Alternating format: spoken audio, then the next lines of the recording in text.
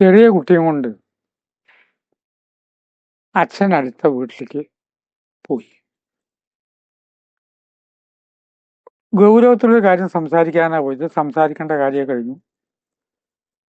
ഇനി പെട്ടെന്ന് അയാൾക്ക് അടുത്ത വീടാണ്, വീട്ടിലേക്ക് വരണം, കുട്ടിയെ കൂട്ടി വീട്ടിൽ വരണം, സമയത്തിന് ആഫീസിലെത്തണം, ബൈക്ക് പോകണം.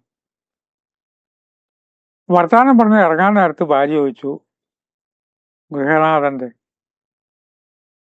ചായ കുടിക്കണ്ടേ, ചായ ഉണ്ടാക്കട്ടെ? ഇയാള് പറഞ്ഞു വേണ്ട. കുട്ടിക്ക് അപ്പോൾ ഒരു ചായ കുടിക്കാൻ ഇഷ്ടമായിരുന്നു. കുട്ടികളല്ലേ, വീട്ടിൽ നിന്ന് ചായ കുടിച്ചാലും വേറൊരു വീട്ടിൽ നിന്ന് ഒരു ചായ കിട്ടിയാൽ തിരക്കടൊന്നുമില്ല. ഒരു 3-4 തവണ ആ ഗൃഹനാഥൻ ചായ കുടിച്ച് പോവാന്ന് പറഞ്ഞപ്പോൾ ഇയാൾ പറഞ്ഞു, വരണേന്റെ തൊട്ട് മുമ്പ് കുടിച്ചിട്ടേ ഉള്ളൂ. അപ്പൊ പിന്നെ ഇതൊരു പ്രധാന പ്രശ്നമല്ല. കുട്ടിയും കൂട്ടി വീട്ടിലേക്ക് പോകുമ്പോൾ കുട്ടി അച്ഛനോട് ചോദിച്ചു,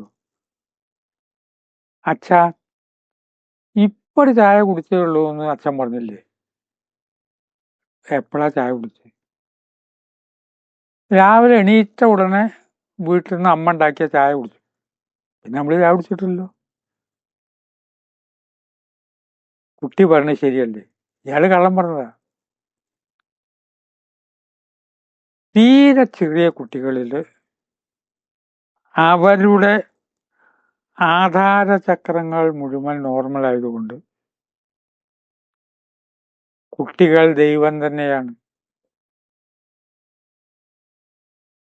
ബൈബിൾ പറയുന്നുണ്ടല്ലോ, കുട്ടികളെ നോക്കി പഠിക്കുക. ചെറിയ കുട്ടികളെ നോക്കിയിട്ട് നമുക്ക് പലതും പഠിക്കാനുണ്ട്. അവര് പറയുന്നത് ശരിയാണ്. അവരുടെ പ്രവചനങ്ങൾ പലതും കറക്റ്റാണ്. ഈ കാരണം കൊണ്ട് കുട്ടികൾ മുതിരുമ്പോൾ ആധാരചക്രങ്ങൾക്ക് ബ്ലോക്ക് സംഭവിക്കും. തീരെ ചെറിയ കുട്ടികൾ നമ്മളെ ആകർഷിക്കാൻ കാരണം എന്താണ്? അവര് കുട്ടികളായതുകൊണ്ടല്ല, അവരുടെ ആധാരചക്രങ്ങൾ നോർമലാണ്. കുട്ടികളുടെ തമാശകൾ ഇങ്ങനെ വീഡിയോയിൽ വരും. എന്റെ വീഡിയോയിൽ അത് നിറഞ്ഞിരിക്കണു. ഞാനത് നോക്കി കാണുകയും ചിരിക്കുകയും ചെയ്യുന്നുണ്ടാവുമായിരിക്കും. ഇതൊക്കെ കാണും.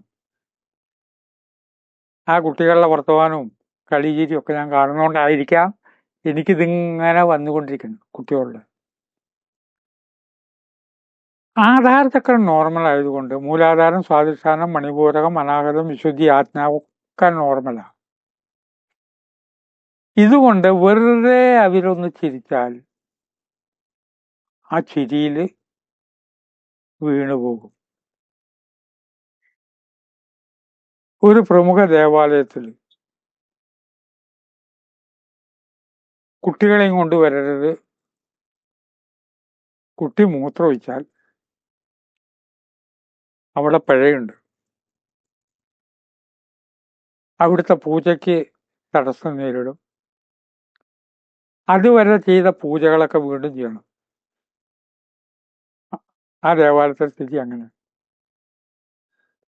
അപ്പം മിക്കവാറും പേര് കേരളത്തിലത്തെ ഏറ്റവും പ്രധാനമായിട്ടുള്ള പോപ്പുലർ ആയിട്ടുള്ള ദേവാലയത്തിലേക്ക് പോകുമ്പോൾ ശ്രദ്ധിക്കും. ഒരു സംശയം,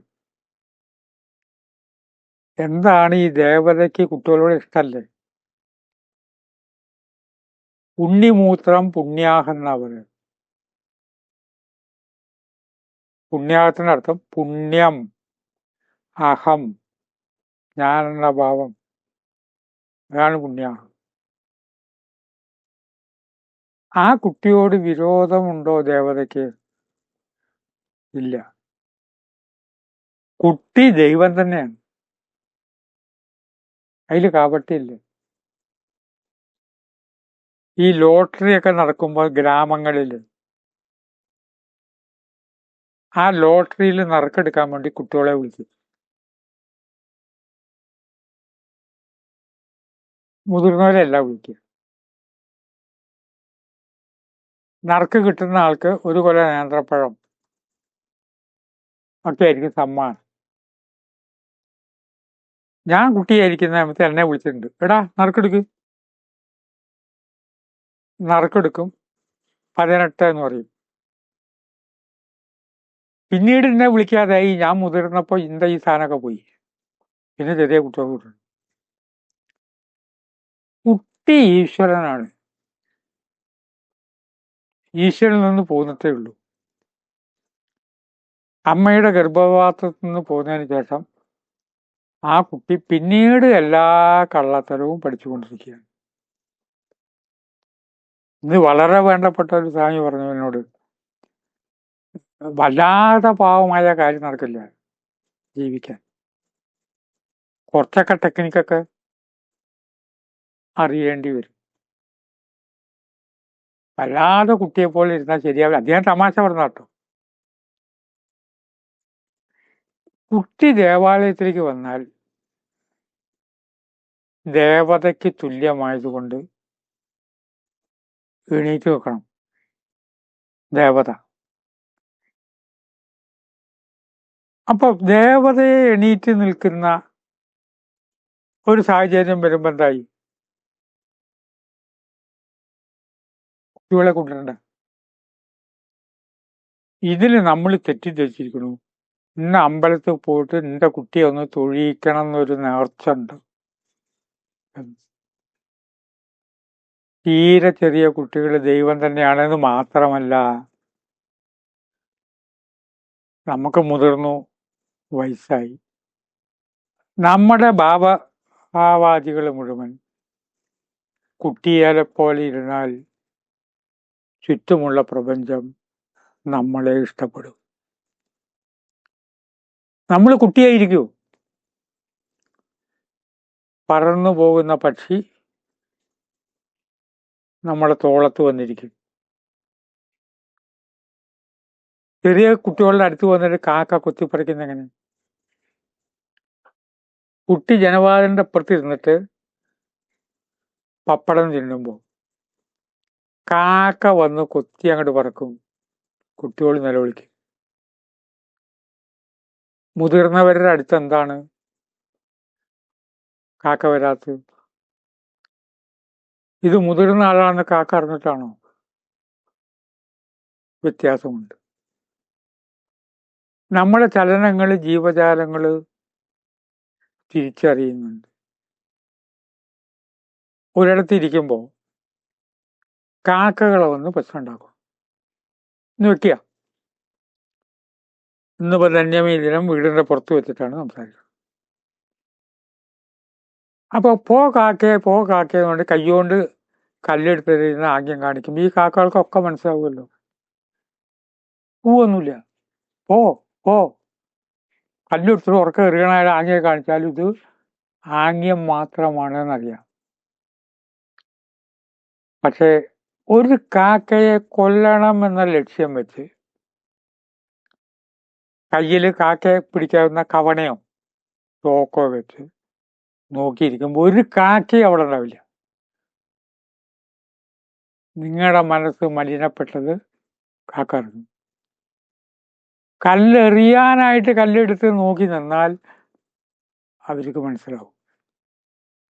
ഇതുപോലെ ഭാവം കൊണ്ട് കുട്ടിയായിട്ട് മാറുമ്പോൾ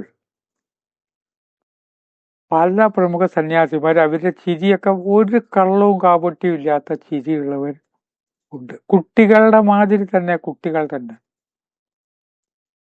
ആ ഭാവത്തെ നിലനിർത്തുക. എല്ലാ ഭാവവും നമുക്ക് വേണം.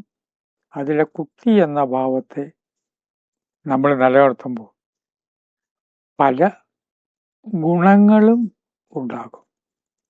സമൂഹം, പ്രകൃതി, പശ്ചാത്തലം നമ്മളെ തിരിച്ചറിയും. ഇപ്പോഴും നമ്മളിലുള്ള ശിശുവിനെയാണ്, ആ ശിശു എന്ന ഭാവത്തെയാണ് അന്യരിഷ്ടപ്പെടുന്നത്. അല്ലേ എന്ന് ചിന്തിച്ച് വാക്കുകൾ സംഭരിക്കുന്നു. നമസ്കാരം.